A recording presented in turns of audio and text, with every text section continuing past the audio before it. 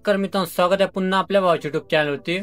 तर सर्वात टॉपचे political 2 banner आपण नक्कीच प्रोव्हाइड केले भावांनो। बघू शकता मोबाईल प्लस मटेरियल नक्कीच तुम्हाला आजच्या व्हिडिओमध्ये नक्कीच येणार आहे भावांनो।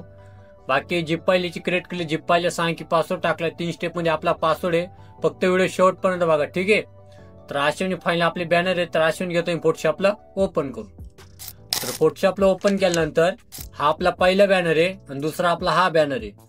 तर दोन्ही बॅनर आपण जे बनवले मित्रांनो ते 10x8च्या साईज मध्ये बनवले। नक्कीच तुम्ही प्रिंटिंग सुद्धा मारू शकता। शेवटला तुम्हाला नक्कीच सांगणार कशावर नक्कीच प्रिंट मारायची, ठीक आहे। तर अशाने पहिला बॅनर आहे। आता संपूर्ण ते आपण सर्व लेअर पॅटर्न इथं हाईड करून घेतो।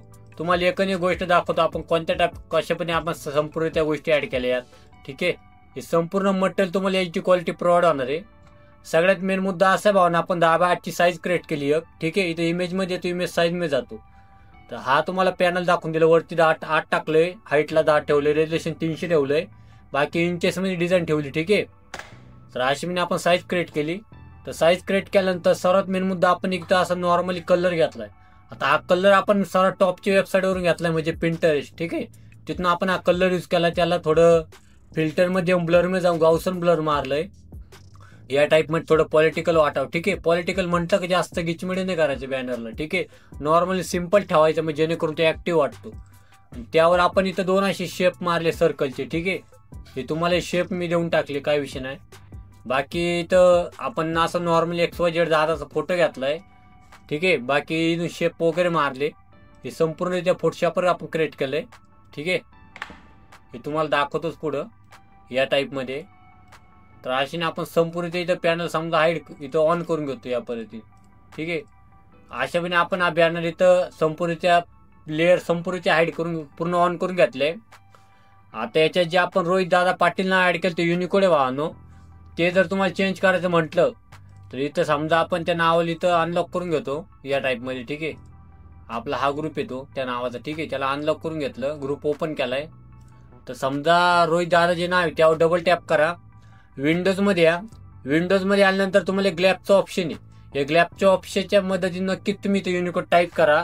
ज्यांना कोणती गोष्ट माहित नसेल त्यांनी नक्कीच यूज करा भावनो, एकदम टॉपचं आहे, ठीक आहे।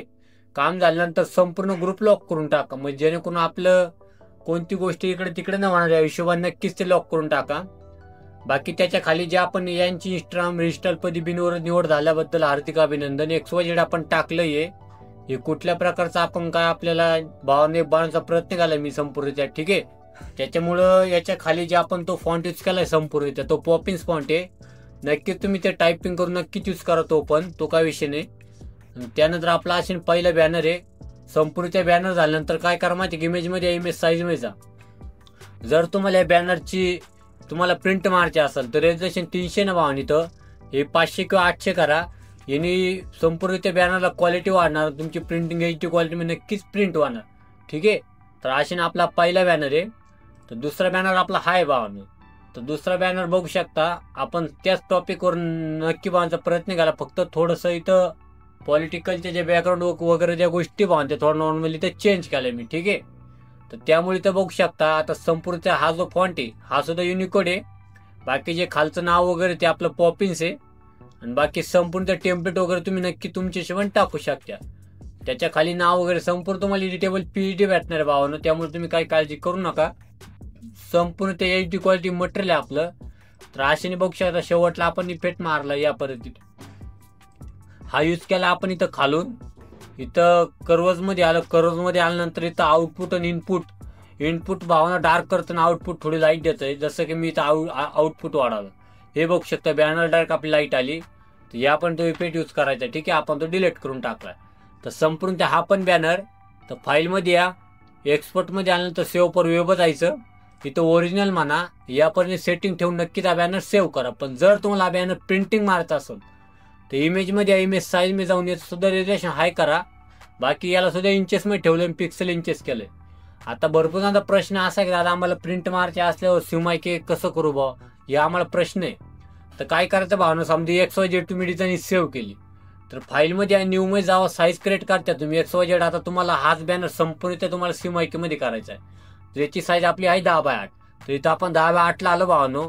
फक्त जे इंचेस आहे ते इंचेसच राहू द्या, बाकी फक्त कलर मोड आहे ना मित्रांनो, RGB कलर ठेवलाय, हा तुम्हाला फक्त सिमआयके करायचा. सिमआयके केल्यानंतर ना तुम्हाला इथं साईज क्रिएट करायची. क्रिएट केल्यानंतर जो तुम्ही फोटो सेव्ह केलता का त्याला ते ऍड करून घ्या आणि ऍड केल्यानंतर एक्सपोर्ट करा. म्हणजे तो झाला तुमचा सिमआयके. म्हणजे डायरेक्ट प्रॉपर प्रिंटिंग नक्कीच शेअर करू शकता. या पण सिमआयके करायचा भावनो. तर असेच वेगवेगळे टॉपचे ट्युटोरियल नक्कीच आणणार. नक्की मला कमेंट करा भावनो. ठीक आहे, ढिग असे ट्युटोरियल आपले व्हायरल होत चाललंय, तो का विषय नाही भावनो. जर तुम्हाला काही डिझाईन बद्दल काय अडचण वगैरे आली नक्की मला इंस्टाग्रामला डीएम करा. नक्कीच तुम्हाला मी सोल्युशन त्यावर नक्कीच देणार. ठीक आहे, तर चला मित्रांनो भेटूया पुढच्या व्हिडिओमध्ये. जय हिंद, जय महाराष्ट्र.